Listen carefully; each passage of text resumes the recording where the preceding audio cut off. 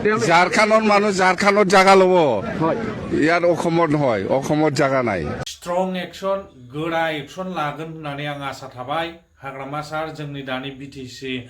नि चिफ हाग्रामा सारखौ जों बेबायदि स्ट्रं ओमफ्राय मोनसे गोख्रों बिथांखि आजावगोन आरो जायफोर इलिगेल इनक्ल'जार बिथांमोनखौ होस्रांजोबगोन होननानै आङो आसा थाबाय हाग्रामा सार नोंथाङा मावनानै देखायनांगोन होमब्लानो नोंथांखौ अनसायगोन पाब्लिकआ दा नायलांबानो जाबाय भिडिअखौ खुलुमबाय जोंनि खाथियाव मैया जिथु जानानै थांदों जिथु घटना जानानै थांदों फरेस्ट डिपार्टमेन्टजों बिटिसिनिनो डिपार्टमेन्ट फरेस्ट डिपार्टमेन्टआ बेखौ जोङो फरेस्ट डिपार्टमेन्टनिफ्राय मोनसे रिपर्ट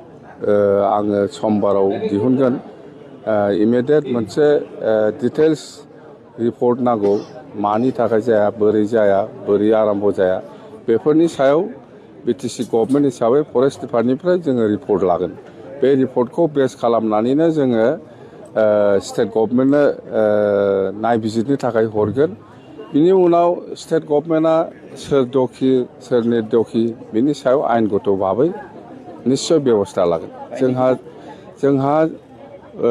बिनि सायाव उमुगा दखि होननानै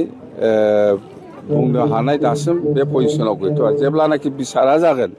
बिसार जाखांनानै जेब्ला रिजाल्टआ ओंखारगोन अब्ला जों बुंनो हागोन जे दसिया सोरमोन फरेस्ट डिपार्टमेन्ट हिसाबै जों मिथिगौ फरेस्टआ फरेस्टखौ रैखाथिनि थाखाय खामानि मावगोन बेवहाय माबाफोर भुल जादों नामा बेखौ जोङो फरेस्ट डिपार्टमेन्टनिफ्रायनो डिटेल्स रिपर्ट लागोन बे रिपर्टखौ बेस खालामनानै जोङो स्टेट गभर्नमेन्टआ ट्रेन्सफार खालामगोन स्टेट गभर्नमेन्टआ बिनि सायाव मा आयेनगत भाबै मा बेबस्था लायो बेयो स्टेट गभर्नमेन्टनि जिहेथु आयेना जोंनि आखायाव गैया आरो आं बेखौनो बुंनो नागिरदों जे सोरबा सासे सानैया भुल मावदोंबो जानो हागौ बेवहाय सोरबा बर' समाज बा सोरबा आदिबासि समाज बा सोरबा मुस्लिम समाज बा सोरबा गार' राभा बा सोरबा राजबंसि समाज हिसाबै आं बदनाम होनो हाया आरो जोंनि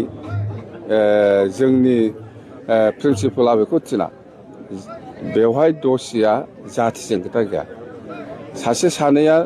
भुल मावदों होननानै फुरा जाथिया बदनाम जानो हाया बेखौ आङो मालाबाबो मानिनो हाया बियो प्रसासननि दायथ' बेथ' जोंनि आखायाव गैया प्रसासना मा खालामो माखौ मोजां नुदों माखौ गाज्रि नुदों प्रसासना बेखौ मावगोन আজি এইখিনি যি পৰিস্থিতি সংঘটিত হ'ল আৰু এইখিনি পৰিস্থিতি নহ'ল হৈ এইখিনি আমি অনুমান কৰিব পাৰিছোঁ যোৱাকালি যিখিনি ফৰেষ্টৰ বন বিভাগে যিখিনি মানুহ লৈ আনিছিলে আৰু সিহঁতৰ ফেমিলিৰ মানুহ বিশেষকৈ মহিলা মানুহ যেনেকৈ মানে মিছবিহেভ কৰিলে ফৰেষ্ট ইয়াৰ অফিচত কেম্পত তো সেইকাৰণে আজি এই পৰিস্থিতিৰ সন্মুখীন হৈছে তেখেতসকলে কাৰণ আমি জানো আজি যদি কোনোবা দোষীয়ে দোষ কৰে তেখেতসকলক কৰায়ত্ব কৰাৰ বা তেখেতসকলক শিক্ষা দিয়াৰ অধিকাৰ প্ৰশাসনৰ আছে আমি নাই বুলি কোৱা নাই কিন্তু যোৱাকালি যিখিনি মানুহে ভুল কৰিছিল ফৰেষ্টৰ মানুহে তেখেতসকলক লৈ আনিছিল সেইখিনি কাণ্ডলৈকে আমাৰ ক'ব লগা একো নাই কিন্তু যদি ভুল কৰিছে তেখেতসকলক শাস্তি দিব লাগে হয় ঠিকেই কিন্তু মহিলা মানুহ ইয়াতে কেম্পত আহি পেলাই যে ফৰেষ্টৰ মানুহে যি বৰ্বৰ আৰু অত্যাচাৰ আৰু নিৰ্মমভাৱে তেখেতসকলক মিছবিহেভ কৰিলে তেখেতসকলৰ প্ৰাইভেট পাৰ্টছত যে হাত দিলে তেখেতসকলে মাৰপিট কৰিলে সেইখিনি পৰিস্থিতি সংগঠিত হোৱাৰ কাৰণে আজি এই পৰিস্থিতি দেখিবলৈ পাই আছে আৰু সেইকাৰণে আজি কম যে আইন আছে প্ৰশাসন আছে তেখেতসকলে যিখিনি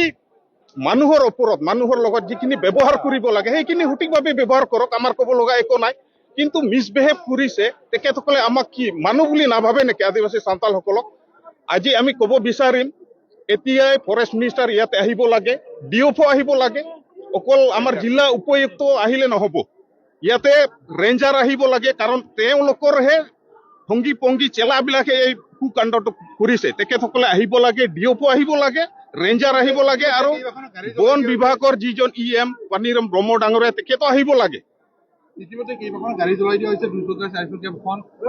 আনটো টনা আজৰা কৰা হৈছে কি ক'ব আপুনি এই ক্ষেত্ৰত আমি দুখ প্ৰকাশ কৰিছো আৰু ধিক্কাৰো জনাইছো কাৰণ মানুহৰ সেন্টিমেন্ট অতিকৈ বেছি হৈ গৈছে কাৰণ এই ক্ষেত্ৰত আমি দুখ প্ৰকাশ কৰিছো আৰু হ'ব নালাগিছিল দুৰ্ভাগ্যজনক কিন্তু প্ৰশাসনে ইতিমধ্যে গম পাইছিল যে যোৱাকালিলৈকে যিখিনি ঘটনা হৈছিল আৰু সেই ঘটনাৰ সন্দৰ্ভত তেখেতসকলে কিবা এটা ব্যৱস্থা ল'ব লাগিছিল। কাৰণ মহিলা মানুহ এনেকে অশালীন ব্যৱহাৰ কৰাৰ অন্তত যে প্ৰশাসনে যে গা নলৰিল সেইখিনি আমাৰ প্ৰশ্ন থাকিল আৰু আমি আচৰিত পাইছো। কিন্তু তেখেতসকলৰ যি মানে নীৰৱ ভূমিকা, এই নীৰৱ ভূমিকাৰ কাৰণে আজি এই পৰিস্থিতিৰ সংঘটিত হৈছে।